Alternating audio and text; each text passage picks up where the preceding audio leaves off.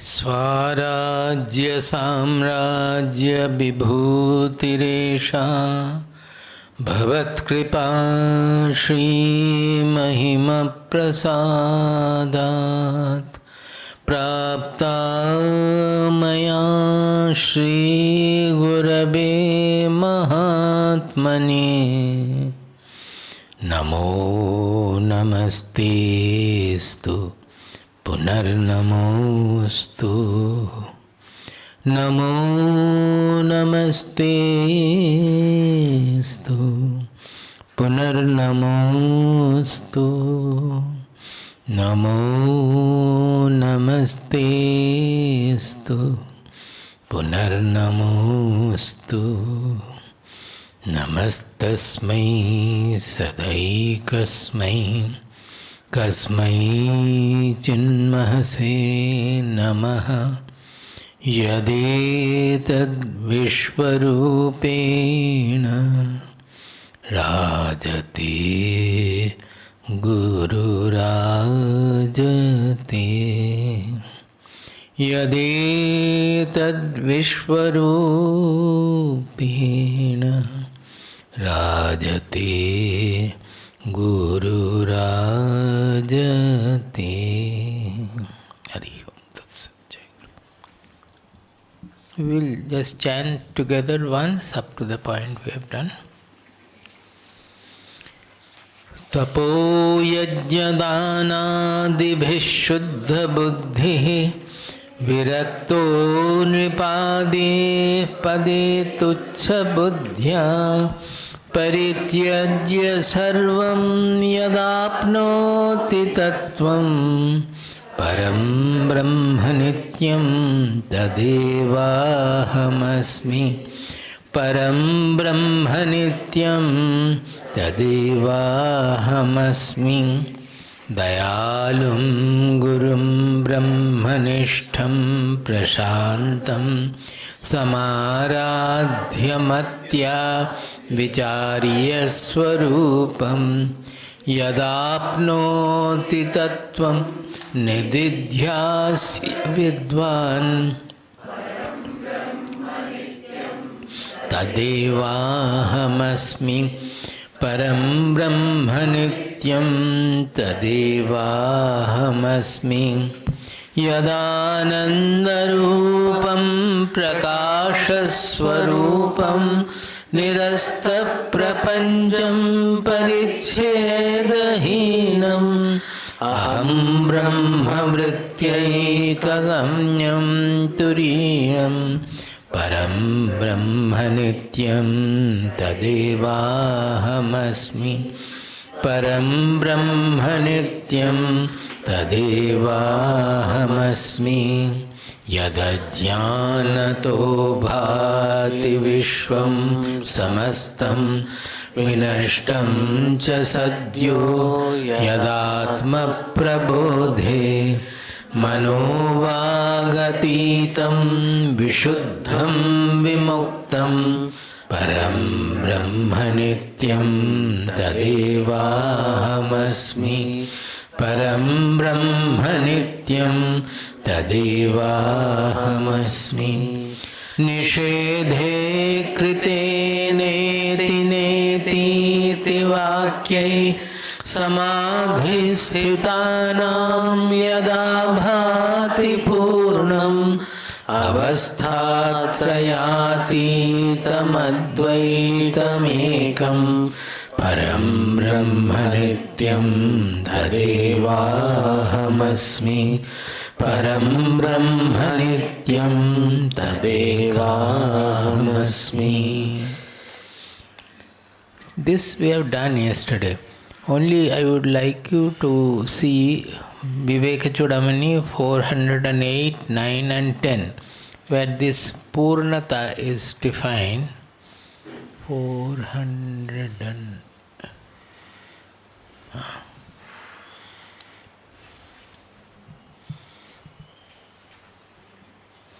it all ends with Hridi Kalayati Vidwan Brahma Purnam Samadhu. All the three, it ends with that. 408, 9 and 10. All are there, but the end line, all these series of, with the end line coming again and again same. Here it is, Hridi kalayati vidvan brahma purnam samadhau. Samadhau means in samadhi, in his hridaya, in his heart, that purnatva, brahma purnam. What is the purnatva? That gets realized or projected. So Purna, yesterday he explained quite a lot. Purnamada, Purnamidam also, you can look into there also.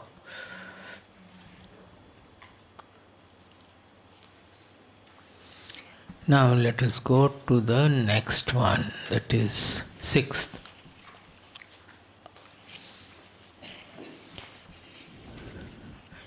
Yadanandaleshai samanandi vishvam Yadanandeshai samanandi vishvam Yada bhati sattve tada bhati sarvam Yada bhati sattve tada bhati sarvam Yada lokane rupamanyat samastam Yada lokane rupamanyat samastam Param Brahma nityam tadevahamasmi. Param Brahma nityam tadevahamasmi. He says yad. Again that yad here, in almost all the cases it is referring to that truth, the Param Brahma, whose Ananda Leshai Samanandi Vishwam. By a small speck of his Ananda, the whole universe pulsates with Ananda. As we said in Taittiriya, that whole creation is out of Ananda. It is sustained by Ananda. Finally, it merges into the Ananda. There is nothing other than Ananda. Because as such, the consciousness, Brahman, it doesn't project anything. There is no creation, so there is no question of knowing or anything there. Only the question comes when there is a creation. And that creation is the Ananda aspect of the Brahman, of the truth. So even a small speck of that Ananda is what we find in the whole universe, is pulsating with Ananda. Yada bhati sattve tada bhati sarvam. By the shining of which everything else is shining. Sattve means that as the essence of everything, when it shines, then it shines everywhere. Why we are not able to see the Atma everywhere? Because we have not been able to recognize it in our own self. But when we are able to realize it as our own self, then we find it in everywhere. It shines in everything. Yad alokane rupam anyat samastam. This can be interpreted in two ways. One is, the standard will be,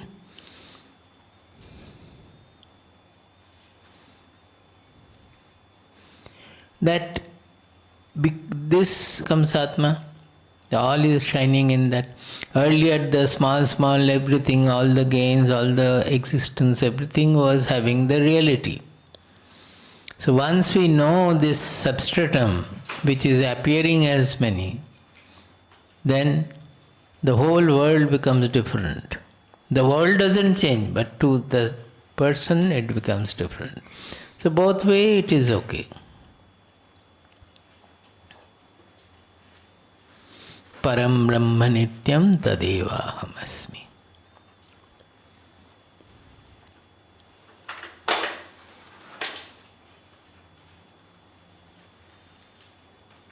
Ananda, I have spoken enough. There is nothing much to be. Samanandi means Samyak Anandi, that the whole universe gets delighted, by whose a spark of delights the whole universe.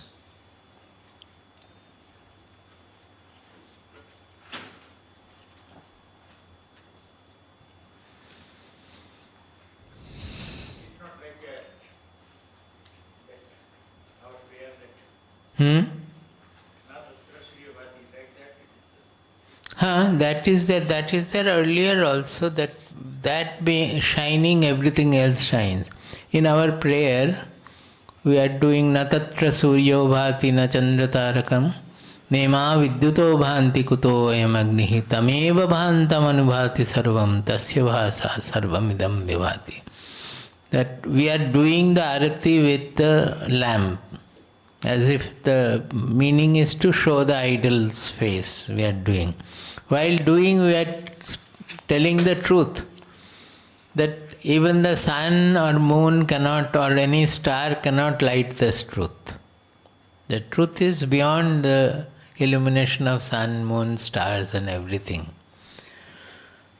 Even the lightning cannot shine, cannot expose him, cannot light him. Where is the question of this Agni, this small fire showing him? We are doing the arati. At the same time we are saying that it is all has no meaning. No meaning means it cannot be. Kuto ayam agnihi. Where is the question of the fire showing the truth? Why? Tam eva bhantam anubhati sarvam. Anu means whatever is following. Only when this shines, all other things are shining. Without the consciousness, no experience can be there. Nothing will become existent. The whole existence is shining only because of the consciousness. When this shines, the whole universe also shines, following that. Tasya bhasa sarvamidam vibhati. By his brilliance, all other things are shining. It is same as it. Here it is Ananda, there it is the shine.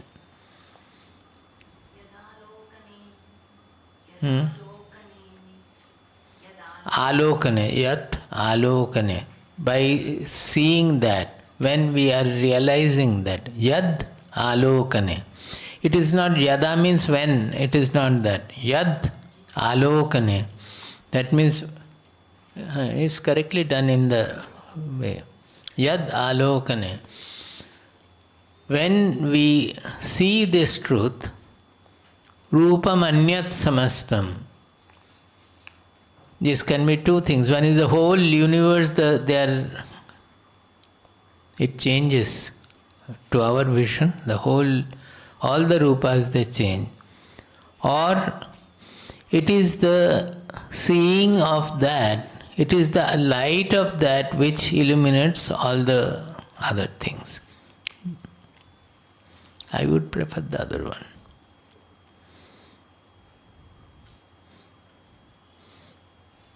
Param Brahma Nityam Tadeva Masmi. Everywhere you will find the same things. But it is a joy and it's good to relate everything. Whenever we are reading something, we should be able to relate to the different Upanishads, Bhagavad Gita, etc. In Bhagavad Gita, you can relate all these verses. We can have it as an introspection. It will be a thorough exercise for you. They relate each shloka to Bhagavad Gita shlokas. You have to go through the entire Bhagavad Gita to find out which is relating to.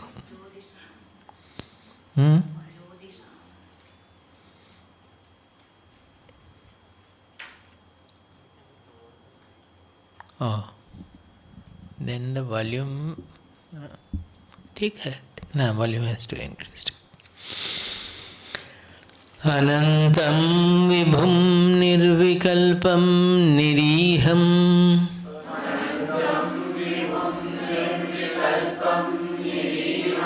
Shivam Sangahinam Yadonkaragamyam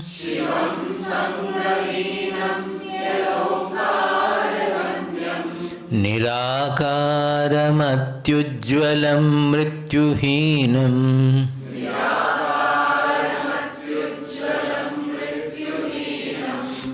Param Brahma Nityam Tadevahamasmi.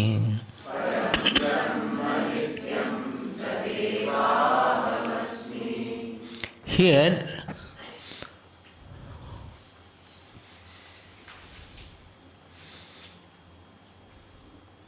all the words as we have been explaining, they can be, we can go into the detail.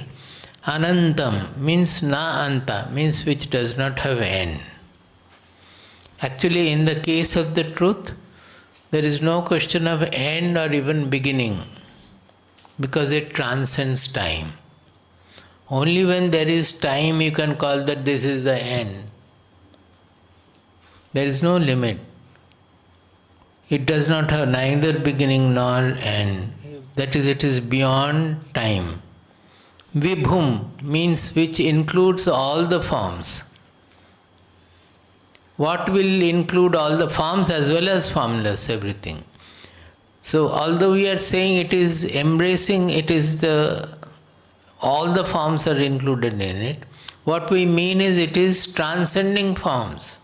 This transcendence word has to be used everywhere, although we are saying all, because all the consciousness cannot have any form. That is why it is appearing as multiple forms. But all the forms are appearing in it. Even the formless is appearing in it.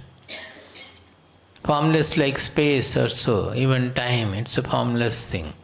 But they are all appearing in the concept is appearing in the consciousness.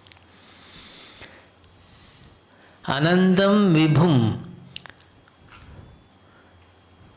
Nirvikalpam. Nirvikalpam. Vikalpa means one is that there is no differential notion, another is there is no doubt. Nirvikalpam means everything is inclusive here. There is nothing other than this. There is no vikalpa. In Nirvikalpa Samadhi, in some cases in the knowledge pursuit, it is expressed as Nirvikalpa Samadhi is the doubtlessness. That is, in our mind, there is no vikalpa coming. Vikalpa means, sankalpa vikalpa means this is this true or the other is true, this is true, that is true, or whether this is true, whether that is true. That kind of no doubt can be there. Because it is a direct, it is not a perception. Perception, suppose in the Marubhumi, in the desert, you see water. When you investigate it, you find that your perception was not wrong, but actually the conclusion was not wrong, the inference was wrong. Even when we are seeing the sun, if we investigate it, we will find that the sun has not yet risen, but we are seeing it. So there is a doubt about all the perceptions, whether they are true or not, or they are different from this. Actually, all are different because suppose our personalities, because our eyes are very, very limited in its vision, only 4,000 angstrom to 7,000 angstrom or so. Very, very minute. Below that, over that, both sides, infrared and ultraviolet, we are not able to see. And when we look into the microscope, if we have a very powerful microscope, how will our face look? Is it as we are seeing? Or it will be a bizarre assembly of elementary particles, or you can say at least anuparamanu also. The whole atmosphere, there is no difference that this is Vivek and this is Girish, and all are electron, proton and neutron spread of that. So it is Brahma has created us a very constricted vision. It is for our safety. Otherwise, we will be lost in this world. We will not be able to function with such a. But if we develop microscopic vision, it's quite dangerous. We should not have. Similarly, even about sound, whatever we are hearing, we don't hear it from 20 to 20,000 hertz. Only that we hear. Beyond that we don't hear. Below that we don't hear. So the way we are perceiving the world is different from what we are perceiving. Similarly, the inference, the paroksha knowledge also, we can analyze and find out that our inference has gone wrong, which happens in the court. So from High Court it goes to the Supreme Court and they say that your inference is wrong, or they confirm their inference. But in this case there it is doubtless, because suppose if I ask you, do you have mind? Is there any two answers there? Suppose I say, no, you don't have mind. Are you going to accept it? Or similarly, are you existing? If you say, are you there? I can prove that you are not there. By our Vedantic logic or applying some Nyaya Shastra, if I prove that you are not there, are you going to accept? So any bichara on that, on any logic or anything, because you know that you are, you know that you have the mind. It's a direct knowledge for you. Actually, that is also aparoksha, although we are reserving the aparoksha for the experience where the seer and the seen are not there. Then the Atma reveals itself. It is called aparoksha because it is a direct revelation of the seer, where the seer, seen and seeing process all have got merged. There we are knowing it. But at the same time, you cannot have any doubt about it. It is doubtless. So, like the mind and our existence, Atma and mind, this real Atma, real identity, that is also a doubtless knowledge. That is why it is called Nirvikalpa Samadhi. That our mind gets completely stabilized in our real identity. There cannot be any doubt at all. There is no vikalpa there. Savikalpa we say because there is a vikalpa, there is a form you are seeing. That form other people will see other form. You may see Shiva, another person may see Kali, another person may see Christ. So because of their mental concentration or their focus, their Ishtadeva, they will see different forms. But why it is Samadhi? Because the mind gets stabilized on that. But the Nirvikalpa, there is no form, nothing. It will be same for all over the world. Anybody having it cannot be different. Because there is no object, there is no difference of the seer seen, nothing. It is Atma revealing itself, which is same for everybody.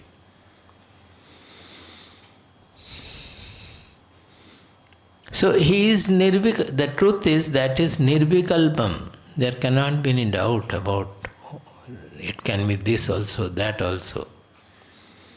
So although we say Satchidananda and all, we understand that it is not a correct, it's not a full description. But what can be done? Because it is manovagatitam, it is beyond mind, beyond the words. So to describe it, we use words. Neti neti vakyai, we have already done. Whatever concept you form, no, not that, not that. Niriham, actually this iha, niriham means effortless. You can say desireless also. Because desire is what putting you into effort. When you do not have desire, all the actions will become spontaneous, natural. Truly speaking, we don't call it karma, we call it kriya. There is a different word used in other shastras. The whatever actions are taking place in the universe, unimaginable activities are going on. We cannot imagine even. Is it not? The whole universe. But it is all a natural evolution, it's a natural process. There is no desire involved anywhere. So it is all called Kriya. You will find in Upanishadic text it is referred as Kriya, not as Karma. Karma means desire motivated.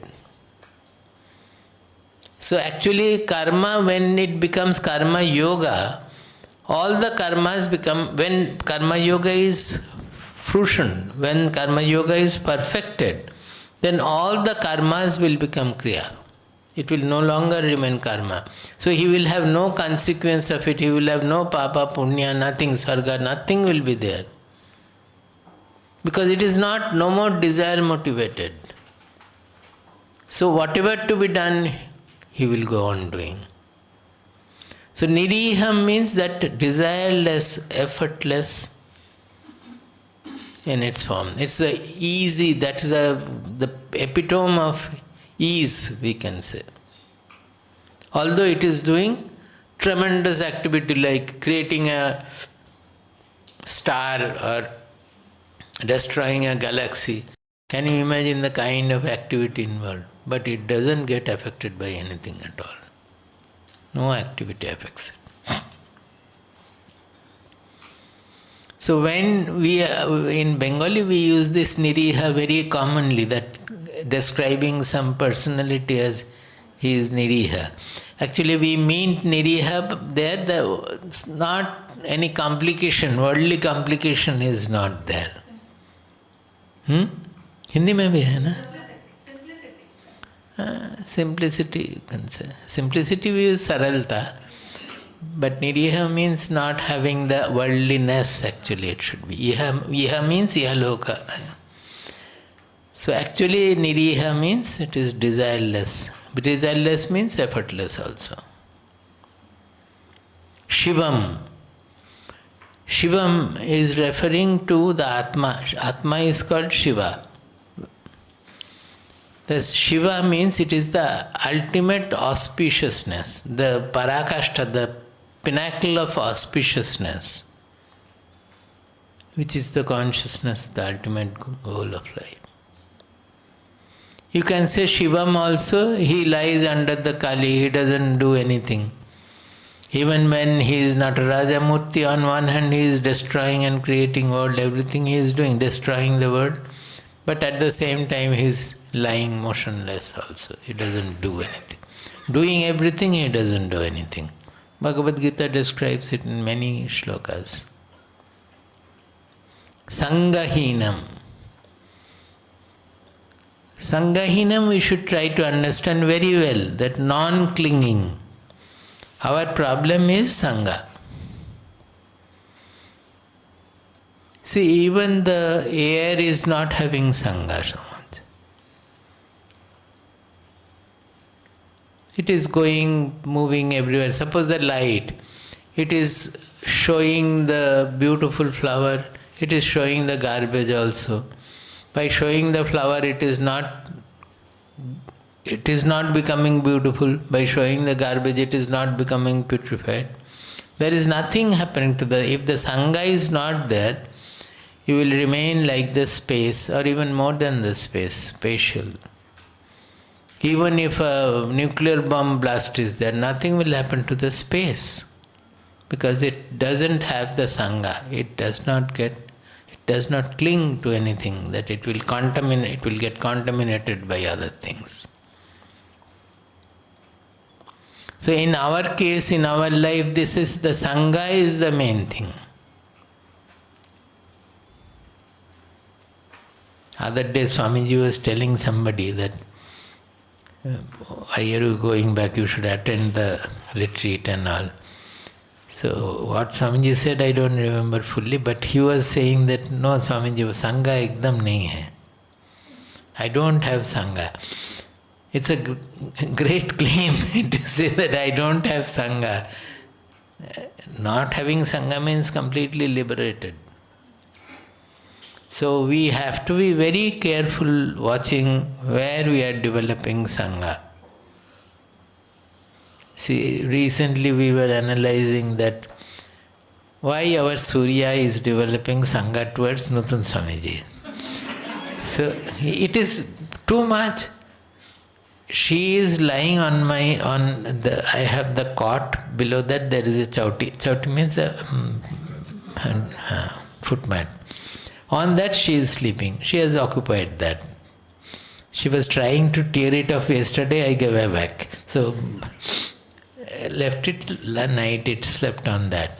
Now if I go to the bathroom, from there 1 foot away is my bathroom mat coming out of the bathroom. She will get up from there and lie on the bathroom mat.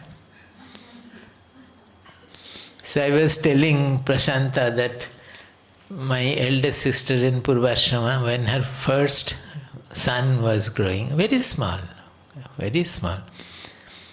he would not leave the mother.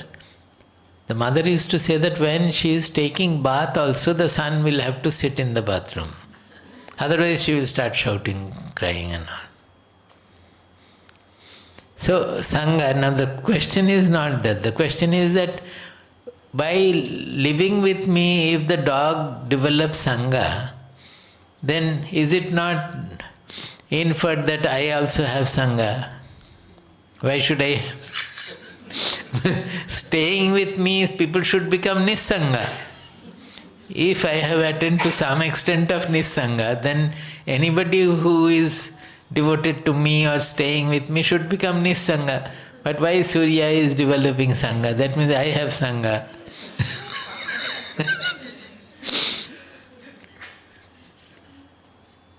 So Shivam Sangahinam, the consciousness is not clinging to anything at all.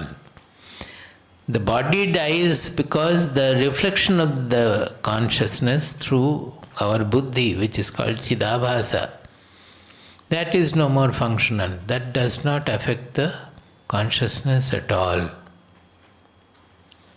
When the consciousness is projecting through the body-mind complex, then we have something called awareness. That is what our individual consciousness we refer to. Now when the body dies, that awareness is no more there. But nothing happens to the original consciousness. It is absolutely asanga. It has nothing to do with the body dying. That mirror example I generally say, many of you know. That suppose light is coming from the, general light is coming. You put a small mirror on that at an angle. Then the mirror will have a reflected beam. With that reflected beam you can see anything you like. Now, like that you can have millions of mirrors placed in that light. Each will have a reflected beam. With that one will be able to see the world like that. Now, is the mirror right if it thinks that the beam, the light, which we call the awareness, is originating from me? Me means the mirror. It is not, because we know that it is coming from there, but the mirror doesn't know. It thinks that it is coming from me. That is our problem. We are identifying with mirror. So if suppose the mirror breaks, then the reflected beam will not be there. Then the mirror will become a dead body. That is, our body will become dead body if it is not able to project that consciousness, reflected consciousness. But nothing happens to the original light. It remains like that. It is absolutely asanga, sangahina. That whatever it is passing through, even if millions of people die, then also nothing will happen to the consciousness. There we differ with the definition of consciousness of the scientists. They define consciousness as the reflected beam, generally. They don't know of this consciousness which spirituality speaks about. Now, what do we do in our sadhana? I am thinking that this reflected beam is what I am. The mirror is thinking. But once somebody, the Shastras or the Guru for the mirror, tells it that no, this is not the original. The original light is actually, in our case we call it, in Shastras it is called Chidabhasa. Chit is the ultimate consciousness, and whatever consciousness manifests through the body, along with the associated with the body, is called Chit Abhasa. Like it is like the Chit but not the Chit. You get it? It behaves like consciousness but it is not the original Chit. So it is called Chit Abhasa, Chidabhasa. Now, we are used to see the world with this reflected beam, is it? Everything we know with the reflected beam. So when we want to see that from where the light is coming, that is our question, who am I? The light is coming. Then we will try to see that light with this reflected light. Is it not? Do you get it? The natural tendency will be that everything I am seeing with this, so to see who am I also I have to turn it towards. That is what we do in meditation. We turn our focus within to find out who am I. Exactly that. We are trying to turn our focus within. May not be able to, but we are trying to do that. So in the mirror's case, we are trying to know that, means the reflected beam is to be turned towards the original light. To know what is it that is coming. If you cannot turn, then you will not be able to discover. But suppose you are able to turn the mirror facing the original light, then what will happen to the reflected light? It will get merged in it. Our individual I will get merged in the universal I, which is same for all the mirror. So you will not bother about the mirror dying at all, the body falling at all. For him the body can fall any time, it doesn't matter. I am that original light. So the identity there shifts from the reflected light to the original light. Exactly the same thing we are trying to do. But the mirror can easily do it, we are Buddhas, so we cannot do it. We are finding it difficult because of our already attraction. This reflected beam is not a harmless beam. It has created ragadvesha for the world, which the mirror's case is not there. The mirror doesn't have ragadvesha. But we develop ragadvesha, clinging, that is the sangha. We develop sangha. That sangha does not allow the mirror to be turned. That is our focus to be turned to the real. So Bhagavad Gita says Sangha has to be eliminated. The whole Bhagavad Gita is to remove the Sangha. So should there be any more fear of death? It will be there because of the Sangha. Only when you get rid of the Sangha, the fear of death will go. Otherwise he will say, he will explain, he will lecture also, but when the death comes, oh, gone. Our Shastra gives the example that the tota, you teach Krishna Krishna, Krishna Krishna, Krishna Krishna. Anybody coming, it will say Krishna Krishna or Hare Krishna, whatever you have taught. The moment the cat comes and bites, that happens to us also, unless we are able to become Nissanga.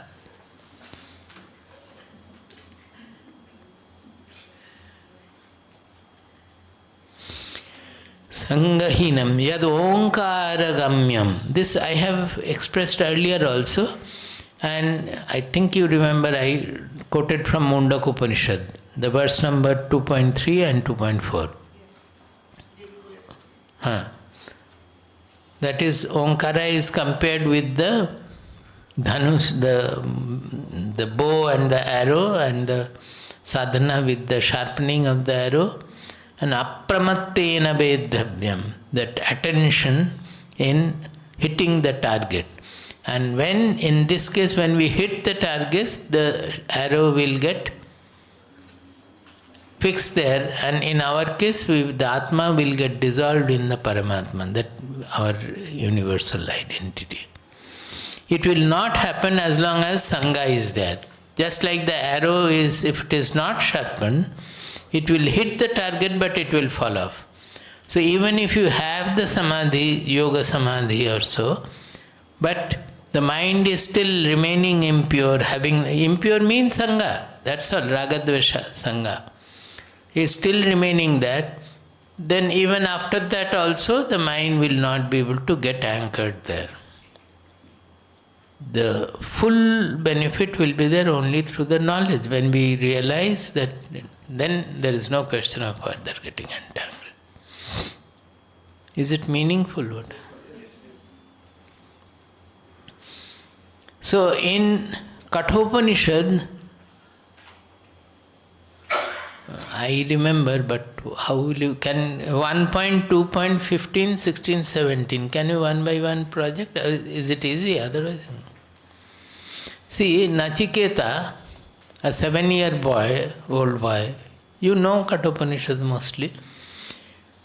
He was extremely pure. Actually, we take him as the example of a person who doesn't need any sadhana. That is what Yamaraja told. Normally for jnana sadhana also we need Shravana, Manana, Nididhyasana. He was so pure that has been proved in the story.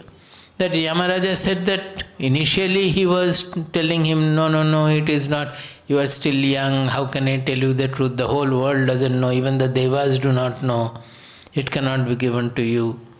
His first question now was, what is that?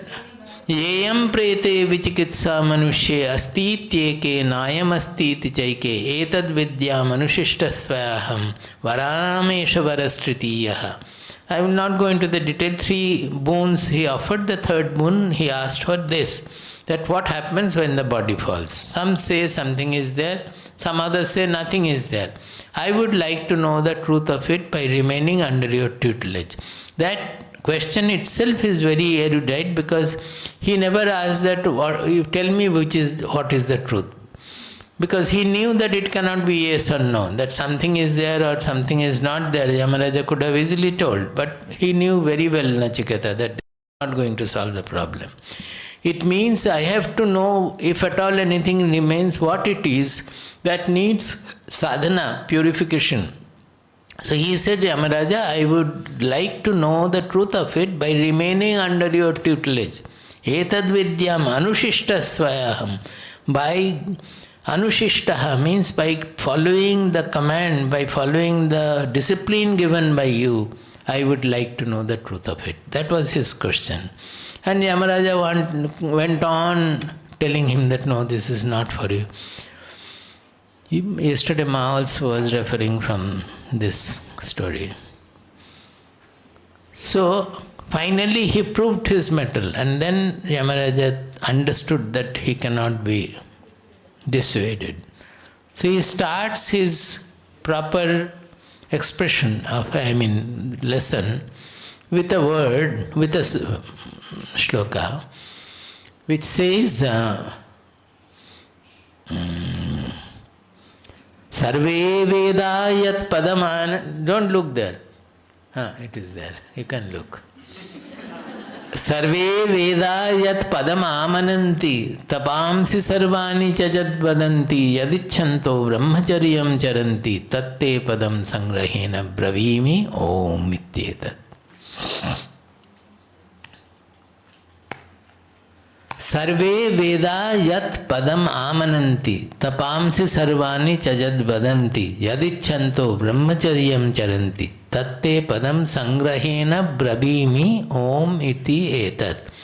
He says that all the Vedas, there are 4 Vedas, voluminous in there, so many mantras speaking differently about different practices, truth and whatnot. But they are all aiming at the final one truth only. The Vedas may be different, but the purpose of the Vedas is the same everywhere. So what is that purpose? Tapamsi sarvani chajat vadanti. In the Shastras there are so many kinds of austerities. From fasting, brata, this, that, standing on one leg, going on oscillating your head like this. That is not Vedic, but people do it. All kinds of austerities are there. They are also with that only the single aim. Yadichanto brahmacharyam charanti. People take to lifelong celibacy. Don't get married, don't have nothing they do for the worldly, to keep away from the worldly life. But their purpose is the same, is to know the truth. That is, whatever is the purpose. Tatte padam sangrahena bravimi. I will tell you that pada, that aim, in essence.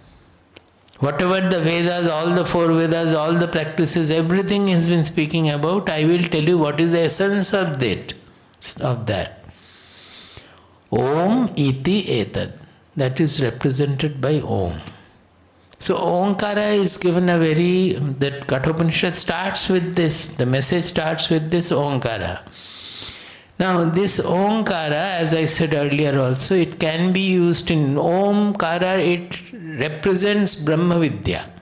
That is, whatever we are doing, the whole Upanishadic Vidya is, the symbol is Om. Another is that Omkara can be taken as Upasana. That is, one can be with the Shabda, with the sound, meditating with the sound. Another, it can be used as a symbol, as people do. Omkara they worship, keeping just like gods, goddesses, they worship Omkara. The result will be according to what we do. So saying that this is what the Omkara is, it represents the essence of everything. So I will tell you about it. Saying that, the other two shlokas are coming. Now this is, anything you say, unless the listener has a value for what you are saying, it will not have effect. Is it not?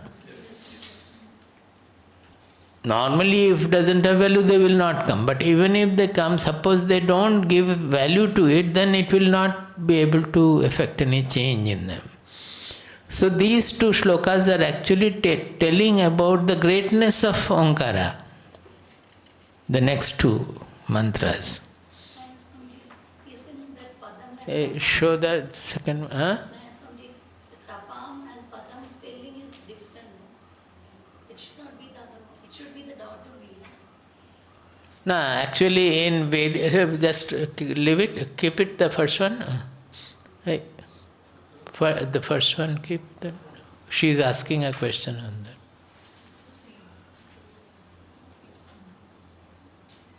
Oh, you have to, so much difficult. See, it doesn't matter. In Vedas, in Upanishads also, this Chandrabindu is used, it is pronounced as Gum. Tapa Gum. So that is for meter. So in the modern books, they have changed it to Tapamsi, that they will use only a dot. But those who like to keep the Gum as a pronunciation, though in chanting also they will say Tapa Gum, like that. So it is that only. No, otherwise there is no difference.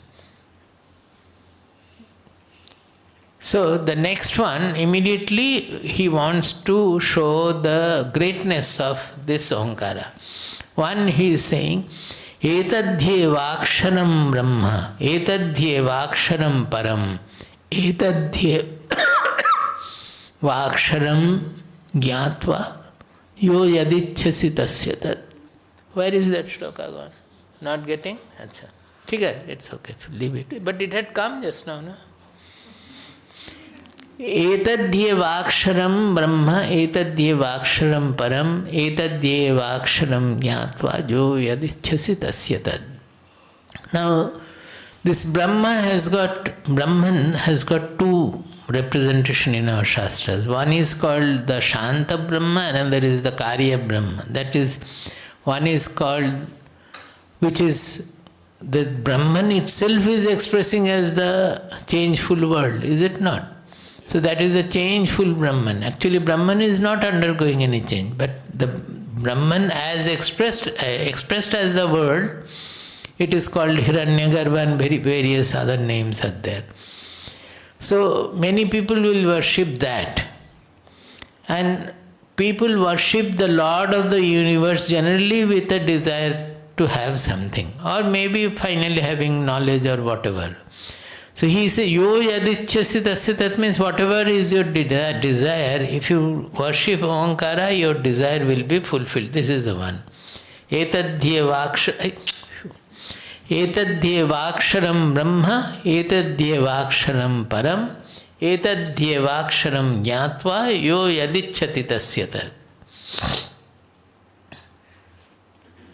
Now, the next one, show the next one. Etad alambanam shreshtham, etad alambanam param, etad alambanam jnatva, brahmaloke mahiyate.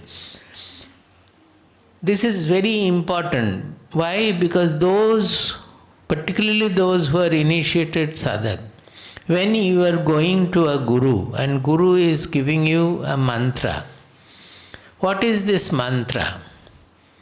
Initially, is it not an alambana? Alambana means a support, just like the blind man's stick.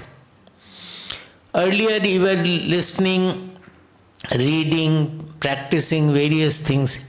You were, generally people will find a little directionless. That is why when they find some guru whom he can trust and about whom he thinks that he can take me across, then they take initiation, then they go to him and ask them to initiate. So, this mantra is given as an alambana. That means so that their practices become streamlined, directed. Earlier maybe they are going to all the different temples, Vishnu, Brahma, Devi, all that. And if they miss one, then they will think that I may get cursed from that devas. There was a fear also. All those things happen. But when the whole sadhana becomes one-pointed, then all these things, the mind gets settled. So mantra is initially to give us a direction, a path on which to follow. And if we have faith in the Guru, you know that following this path I will reach the goal. Now when you are taking the mantra, mark my words, when you are receiving the mantra from the Guru, you don't know the power of the mantra. You have only faith in the Guru, is it not? What he is giving, it is up to him. You don't know anything about it. But because you have faith in the Guru, you are taking whatever he is giving. Now, as you pursue, you have to keep it in mind that this alambana is the shrestha, the best of the alambana. This alambana is the supreme alambana. This alambana, then the second line he says that knowing what is this, they attain the ultimate supreme. What is that? When you hold on to this mantra with full wholesomeness, that this is what I have to, this will take me to the goal. Then what happens by our practice? That mantra starts opening up its own truth, starts revealing its power by our sadhana. If you don't do the sadhana, you take the mantra, you do for 1 month and then leave it and go away. You might have got something, but the mantra will never flower in you. It will not fruition. It will not reveal its power. The revealing of the power depends on how much wholesomely you are holding on to it and how much you are pursuing your sadhana, holding on to it. When you hold on to it like that, in its time the mantra reveals its power, and finally etad alambanam jnatva. You come to know what this mantra represents. What is that? If it is Brahma mantra, you come to know Brahman. Omkara, it represents Brahman. So when you finally come to know what is the Omkara, then you have known the Brahman. You get the point. Here the whole sadhana is encapsulated. We have to hold on to the sadhana with full faith. That is, you have to get it from a guru in whom you have faith. If you run to everybody here, there, उन्होंने मंत्र दिया था, कुछ नहीं हुआ, 1 महीना किया है, कुछ नहीं हुआ, उनके पास जाते हैं, कम से कम 5 बिल्डिंग तो बन जाए सिटी में. These are all not looking for the truth. So, etad alambanam shreshtham, etad alambanam param. Shrestha means the highest and param means supreme. Best and supreme. Shrestha means best and param means supreme. Etad alambanam jnatva brahmaloke mahiyate. When we take the alambana as the best and the supreme alambana and pursue our sadhana, then the mantra reveals its power and takes us to its ultimate goal. So this is what the Omkara Gamyam, that the Omkara Gamyam means by Omkara we can attain this Brahman, is what they are saying. That Omkara will make us attain the Brahman. One can attain Brahman with this Omkara. How? I have said just now.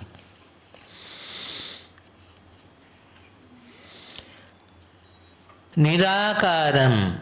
It is not only Nirakara, it is Sarvakara also. Nirakara means formless, but it is not only formless, it includes all the forms. Bhivum they have said earlier, which includes all the forms. So something, whenever we are holding on to some akara, if you say Nirakara means you understand that no, I should not hold on to, I should not cling to the akara. Whatever, suppose Ishtadeva, we have an akara there, form. But to attain the Brahman, we know that we have to transcend that also, because my mind is clinging to the form. Atyujvalam, that means it surpasses all other brilliance. Why? Because it is the brilliance of all brilliance. It is not a brilliance to be seen with the eyes. It is in the intelligence.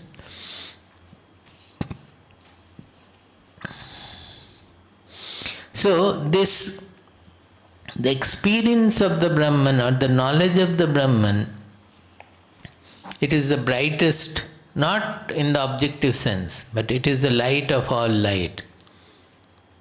Because with that, everything gets revealed. Even the lights of the stars and sun are revealed by that only. Mrityuhinam. Naturally, the changeful means changing things will have a birth, growth, decay and death. But where there is no object, there is no question of birth or death at all. So the immortality can be associated only with this concept of Brahman, not with anything else in the creation. All in the creation will have a birth, will have a growth, decay and finally death. So the abode of deathlessness or the abode of immortality is only this Brahman. Param Brahma Nityam Tadevaham Asmi. That is the Param Brahma Nityam which I am.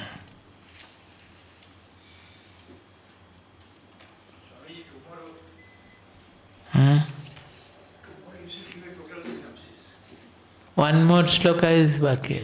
After that, tomorrow you give a total synopsis.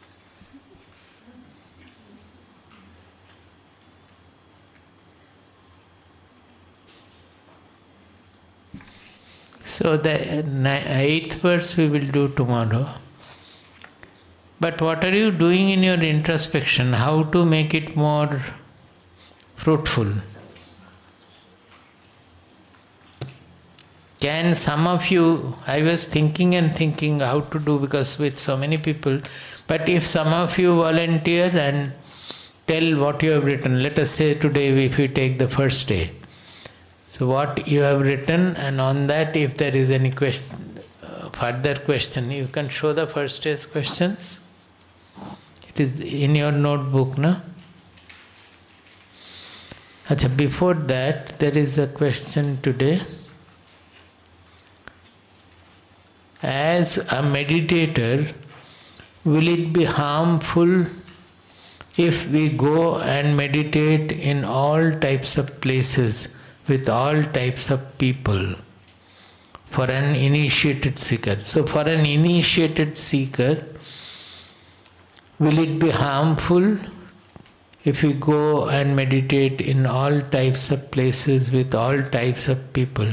First of all, why should you go to all types of places and meditate with all types of people? That means you may go to the different sanghas, the different, particularly if you are in, say, America or some outside India. There, it's very difficult to get a spiritual association. So people go to different groups, and whatever they are doing, they pursue. And not only that, there is a reciprocity involved also. Suppose in Swamiji's program some other people come, they will want that when their guru comes, these people will go there.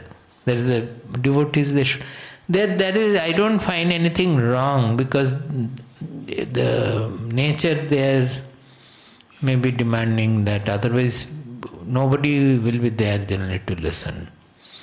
So the question of meditating in the presence of others come only there. But it's not all types of places, all types of people. It depends on you, how much you can remain insular. That is, your sadhana should not get disturbed by whatever you are doing. Now, if you simply sit there, if you have your own meditational process, you can do it anywhere, and why should you go there and meditate? If that part of the program is meditating, you can sit silently for some time. Don't give it so much of importance. It all depends on oneself. You should be protected. You should not feel disturbed by what you are doing. Your sadhana should not get diverted or disturbed by whatever we are doing.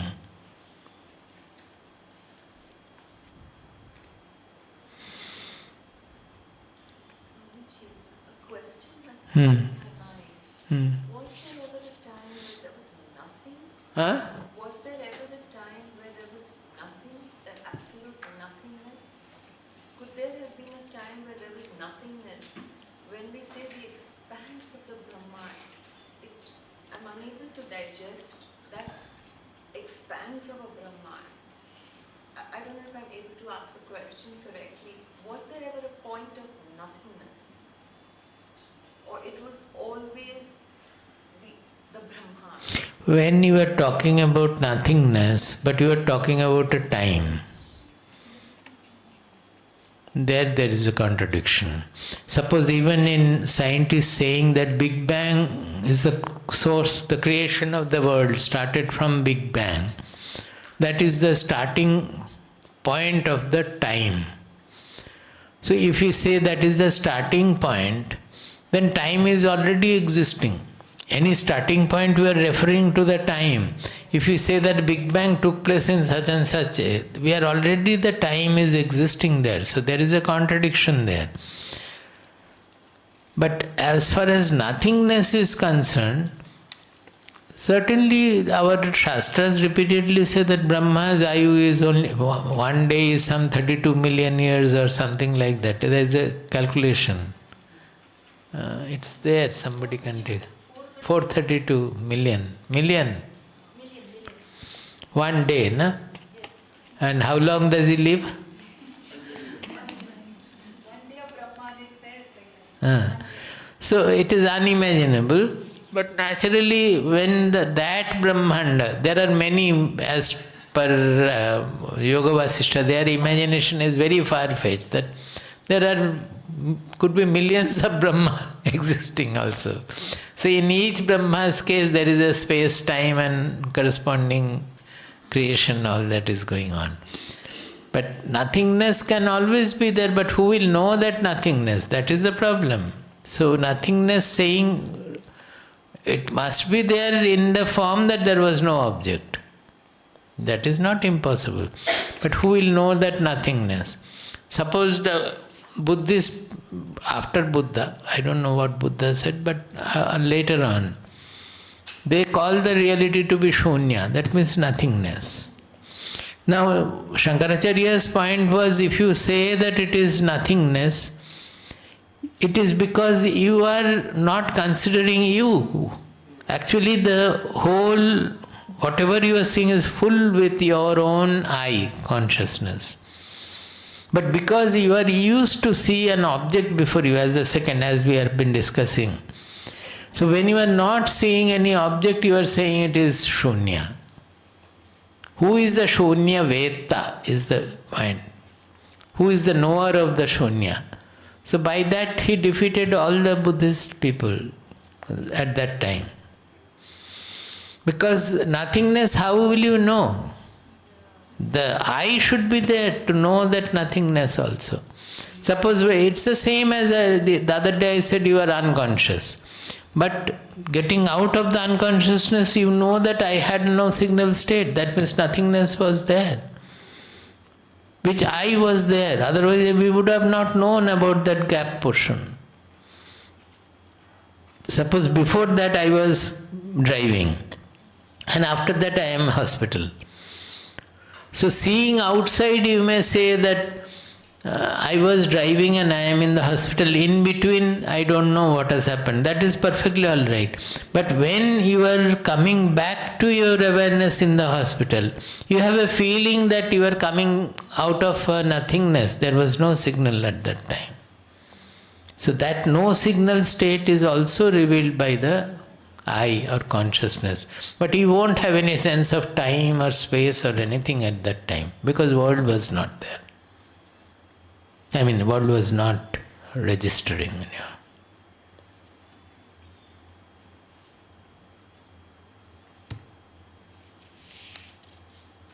Any other question? 5 minutes we have. I told, but nobody is saying anything. The first is introspection. Anybody would like to say? What have you done?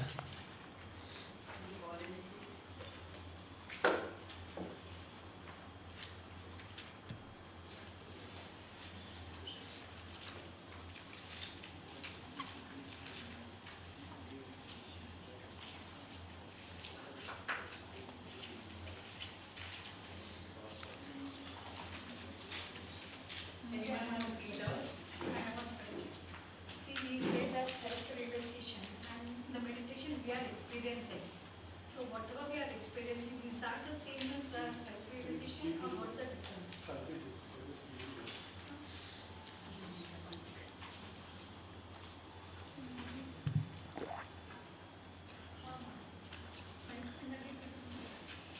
Meditation is only a process. Self-realization is when you realize the self. Every meditation you cannot call it a self-realization until it is successful. How we realize that we have what level we are? Can you repeat the question? My question is, when we are meditating, when we meditate some experience, what we get? We are in this, yesterday also Samji said, the silence. So that silence we experience it for a moment or whatever it is. What is that self-realization, what we are talking about? Silence is silence, it has nothing to do with self-realization. So how we identify ourselves, where do we stand? Like self-realization. All these days I have been I discussing know, only but that. still, like experience-wise, like. It cannot be an experience where you experience something different from you. Okay. It has to be experience of the self. So there cannot be any seer seen difference, knower known difference, that you are a knower, you are knowing the Atma. It cannot be like that. It has to be a non-dual experience. Where seer seen, knower known, they are all fused.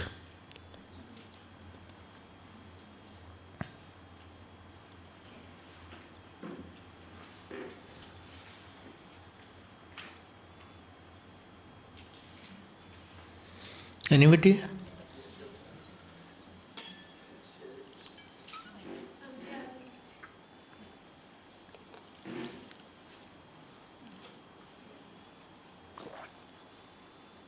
Somebody can hold, otherwise you will not be able to read. Huh?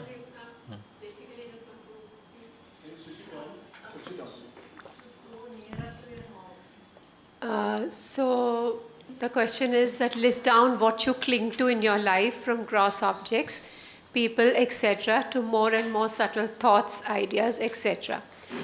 So first of all, I'm still clinging to that I am the body. So that is... That will not go so easily. That will not go ever? Yeah. So, but we should not expect that to go now. So, other clinging, you said, are you clinging to your husband? Are you clinging to your children? Yes. Are you clinging So to your many, building? Are you Swamiji. clinging to your habits? Yes, absolutely. All in that order. My house, my comfort zone, my help, the staff who comes to help, and even but then, yeah, and I'm clinging to my habits of correcting people, wanting them to change. That's a hardcore one. And yes, but now with your discourses and the help we are getting, immediately the awareness is there that the fault lies with me, and it is just also a signal where I need to pay more attention. So that is how introspection is helping. The agitation is momentary, or sometimes it persists, but I know... No, suppose agitation when it comes, why you get agitated? When I can see that somebody is maybe not behaving according to the... So it is your expectation not getting fulfilled. Expectation. So what will you do in such case? So generally, all that you have said, and I have said nahi. What will you do?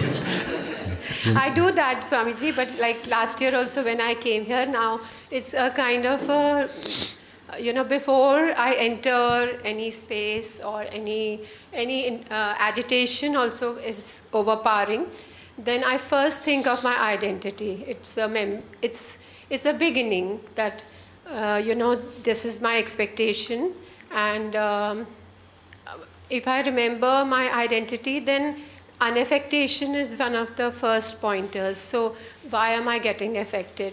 And remembering the transitory nature of these affectations. The minute you remind yourself that it won't be there in the next hour till I find something else. So that kind of just makes a whole... No, that is all okay, that's all right, but let us be very practical. You need not even think of your real identity or anything like that. The question is, whenever we are finding that I am not able to tolerate something, it means I am expecting something from the other person or other people. Yes. And immediately what wisdom should dawn in us, that the world is not meant for me alone. Yeah. Anybody who has taken birth in this world has the right to stay here. Absolutely. Nature has given birth. Yes. So why should I expect that he should obey whatever I want? Yeah. He may not. So true. So that will be very practical to remember. You don't have to think of any great philosophy or anything like that. Simply think that it's not right to think that everybody will follow my wishes. Then your mind will automatically come down. Yes, thank you. Very practical. So always in these cases remain very practical. Our solutions are all down to earth. We need not, all these philosophies are said, without that you will not listen to. So after doing all this philosophy, we will say that it's not necessary. Anybody else, or it's time already? We have to stop. Take it. Prabuddham vimuktam vikaradihinam prasannam sada nitya bodhasvarupam param nischalam nirgunam sarvarupam bhajeham sadanusmarami pranami prabuddham vimuktam vikaradihinam prasannam sada nitya bodhasvarupam Param Nishchalam Nirgunam Sarvarupam Bhajeham Sadanusmarami Pranomi. Hari Om Tat Sat.